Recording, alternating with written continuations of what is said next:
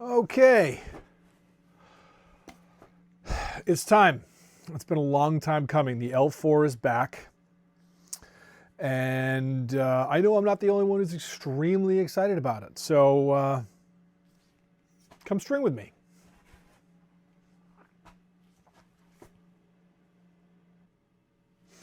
Okay, this is going to be fun. Like I said, I am extremely excited about this. This is the L4. We are not allowed to call it by its other name because Nike is Nike. But who cares? I'm going to put some, let's see, 1, 2, 3, 4, 5, this 6, 7, some 7 diamond mesh. I'm really excited about this. And I want to do a like mid-high, boxy, just absolute, like easy to throw with, but absolute hammer. Not sure how to do this, but we are going to figure it out. Okay, so 7 holes. Trying to figure out where, you know what, we're just going to get real funky. Typically, I'm starting, so one of the biggest differences, and I'm going to go through, do a whole, review video of this head soon, but one of the major difference, or one of the, the singular differences from this head from the L4 to the L3 is there's one more hole, and I think it's pretty sure it's the one that's up here. It's that first sidewall hole is a little bit higher. So just because I feel like being frisky, we're going to do a variation on the easier, simpler Liberty top string video that I put out the other day. We're going to go double loop start the top string in sidewall hole number 3, going inside out of the plastic, front to back through the mesh, and then once I've gone through that twice, gone through hole number 3 3 times, I'm going to go outside, going outside into the plastic, I go inside out through a sidewall hole number 2. Now, just kind of have to refresh my memory on how to do this bit again. We're going to practice. Okay, so I'm going to go back to front through all of the mesh sequentially, and then all the holes of plastic. Back to front through the mesh, front to back through the plastic, just going through the next consecutive hole each time that's open. And now we're just, thankfully this is nice and it's simpler, and it's also a little bit quicker. I don't have to worry about checking which holes that I'm going through. Okay, so maybe we're going to try this. We're going to see what happens. So as you notice, like I'm using all 7 holes of the 7 diamonds, 7 rows of mesh. We're going to see how this works out. I'm hoping it'll look good. I think it'll look good. We're going to see.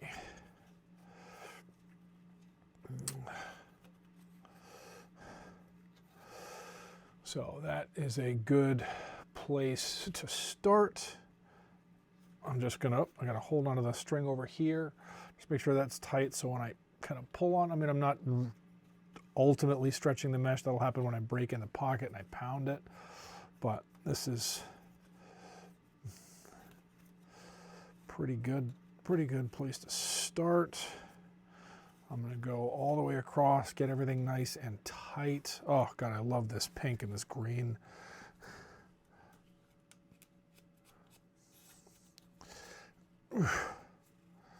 Oh, this is going to look real good. Here's my...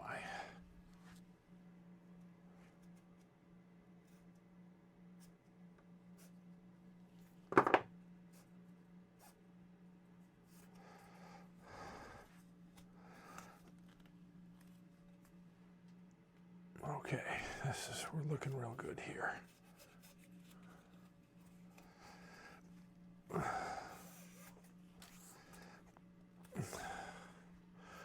Okay, so now we're going to take our awl. This is just a leather working tool, but I use it to get in and out of holes and such when you need to, but it also works kind of good for situationally stretching some things out, making sure everything sits how we want it. Everything is nice and tight, and then we just go right back to it going the other way.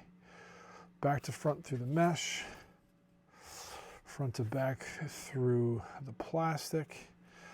Every time we go, we're going to try to make sure I'm keeping tension all the way. Like, this is one of the drawbacks of doing it a top string like this is there's no, basically there's no interlocks or there's no knots, no hitches or anything like that, half hitches, whatever it's called. So in order to keep this staying tight, this, you just got to keep tension with your hands.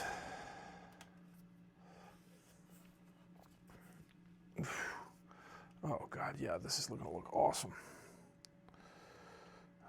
And we've got enough of a gap right here. I'm going to go under, between the plastic and the mesh right there. That way when I pull this tight, oh, it's going to sit right, tuck right underneath itself. There we go. Oh yeah. So this is one of those cases where I knew I pulled enough string, but I wish I pulled a little bit more. Because even though obviously I'm going to have to cut it, but you can see like this is all I had left. I typically like to have, you know, way over. I want to finish. Mesh is cheap. Sorry, I'm so sorry. String is cheap. I cut the string a little bit too short. I have enough. I have more than enough. It would be really annoying if you saw like if that was where the end that I started on, and then if it was just perfectly. I don't like finishing perfect. I like finishing so that I've got enough string to like wrap it around my entire hand. But we'll just quickly snip that. And we are going, now that looks good. We can kind of pull down a little bit on the mesh. Everything is nice and tightly affixed, and the tension is even all the way across. And on to the sidewalls. All right, we are back. Here we go. So in a situation like this, where we've got a 7-diamond mesh, and I did the top string on the 7-diamond row itself. I am going to, the next, I'm not going to string the 6-diamond row, so the next row of holes that I'm going to string is the next 7-diamond row down. I could just skip that 6-diamond. You know what? Let's do it. I haven't done this in a long time. I don't know how it's going to go, but we're going to find out. So I'm just going to do a double loop start with the next 7-diamond row.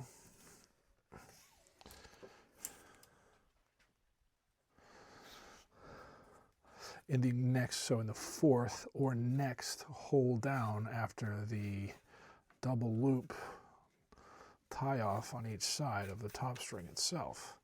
So double loop start, outside in, outside in. Outside in through the plastic, front to back 2 times through that hole of the mesh. String is coming to the inside. As per my preference and my usual, I'm going to go probably 2 inside weaves. Oh, I'll try to make sure that you can still see this. So if I pull that tight, just to make sure that I pull it tight at least once, and then if I pull it back, I can still get to where it was. Let's go. I mean, this is for me. This is, thank you Nike Lacrosse. Thank you STX. Oh gosh. Gotta make sure everything is super tight. This is going to be my, my experimentation head. I've already done a bunch of the all whites. But, see, I'm wondering, hey, you know what? This is, like I said, we're going to figure this out. We're going to see how this works. Ultimately, especially with this setup, with this head and this mesh, this being the first time that I do this, something that I haven't talked about very much, that I will soon, is really draw out what the stringific method is. And it's some silly thing that I have created that is basically the stringing version of the scientific method. And for all intents and purposes, what I do is like, it's just, I have a protocol for what do I do? How do I go? What is my step-by-step repeatable process to learn the most when I'm stringing a new head that I've never strung before, and if I'm stringing a new piece of mesh that I've never strung before. In this case, I have a new head that I'm stringing before, and I have a piece of mesh that I know what it will do. I know how it will string, I know how it will break in, but I don't know how it is ultimately going to turn out because I'm using a canvas that I've never painted on before. So we're gonna, you know, I don't have to worry about being legal, I don't have to worry about all these other things. So we're just gonna make, it's not gonna be too high, I don't think, but we're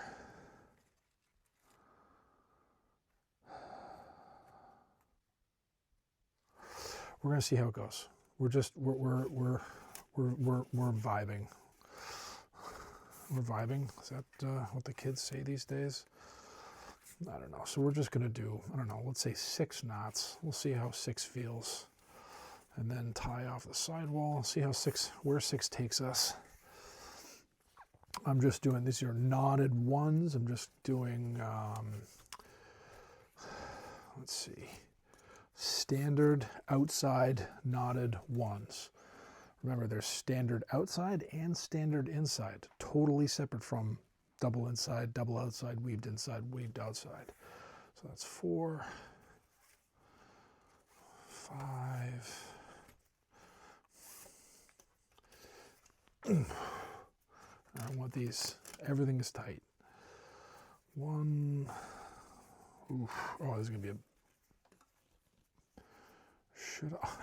okay, well, I was gonna do 6, but I'm gonna do 5 because I typically like to end my sidewalls with floating 2, like a K2, skipping obviously most of these holes. Outside in through on this side over here, the closest bottom string hole. And I'm gonna double loop finish because this bottom string down here, bottom string hole down here is more than big enough.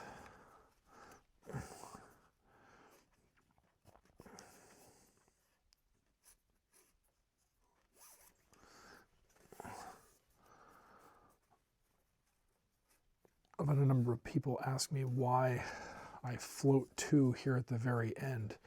And if you notice, like, the mesh isn't pulled to the plastic. The pocket shape is a function of where the mesh is pulled to and where the mesh is pulled from. Also, obviously dictated by what mesh you're using, because different types of mesh stretch out differently than others. But if I change where the mesh is pulled to, I change the shape. How the shape of the pocket dictates how the ball comes out of it. And more than that, like, you know, the shape of the pocket dictates how the ball reacts when it's in it. So not just how it throws, how it carries, hold, which is a skill and not an inherent pocket trait.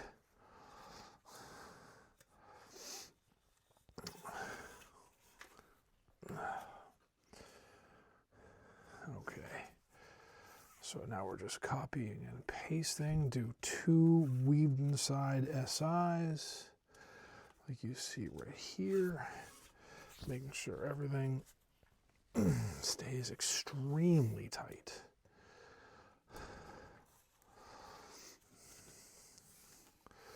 I'm going to do 5 knots in a row, starting with the hole immediately after the one used in the second, counting from the top in this, from the second inside weave.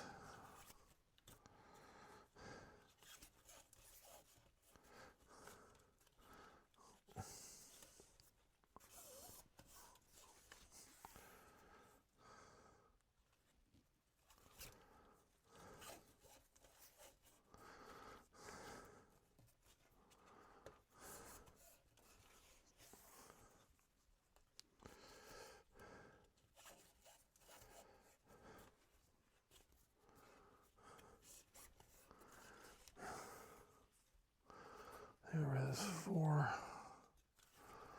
1 more.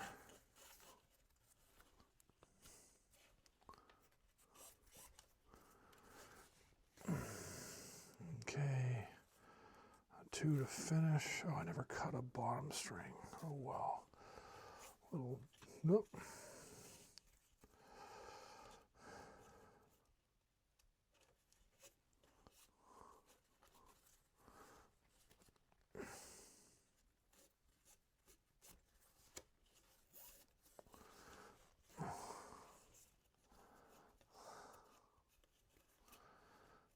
And make sure your knots stay as close as possible. Oh, this is going to be beautiful. Absolutely beautiful. Okay, let's quickly, while we're still on camera here. So as a little, hopefully you can see this. I've just got a regular, this is an Eagle Torch jet lighter that I get on Amazon. I buy a pack of 4 of these for $12. I usually will buy a pack of 4 and they'll last me 2 or 3 years. They are refillable. I also have this. I don't know what the name of this is. This is some sort of generic thing. It's also a butane lighter that is refillable, but the flame is not. See, like this flame, I don't know if you can see this. That's very much a jet, whereas this is kind of, it's technically still a jet, but it's bigger and it's not as fast and not as focused, which means that it is absolutely perfect, much, much better for making your own aglets. The aglet being that on your shoelaces, that like plastic hard tip of your shoelaces. Now, just for, because I want it to look good with knots, double knots sitting next to each other, I'm going outside in through the bottom sidewall hole. You'll see where I come out in a second.